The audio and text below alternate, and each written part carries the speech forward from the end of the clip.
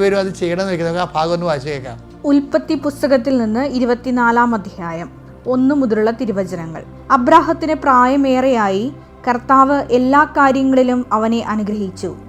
അവൻ തൻ്റെ എല്ലാ വസ്തുക്കളുടെയും മേൽനോട്ടക്കാരനും തൻ്റെ ഭവനത്തിലെ ഏറ്റവും പ്രായം കൂടിയവനുമായ വേലക്കാരനെ വിളിച്ചു പറഞ്ഞു, നിന്റെ കൈ എൻ്റെ തുടയുടെ കീഴെ വയ്ക്കുക.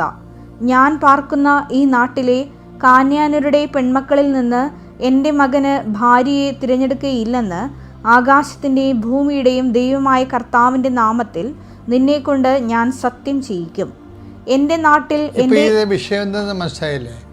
അപ്പോൾ സത്യം ചെയ്താൽ അവൻ ബൈൻഡഡ് ആണ്. അവൻ അതാണ് ആ ഉടമ്പടിയുടെ എതിർ കക്ഷി എന്ന് പറയുന്നത്. അയാൾ ആ ഉടമ്പടിയോടുള്ള വിശ്വസ്തതയാണ് പറയണത്. എന്താണ്? അയാളെ വിശ്വസിക്കുന്നു. എന്താണ്? കാനന്യയുടെ ദേശത്ത് നിന്ന്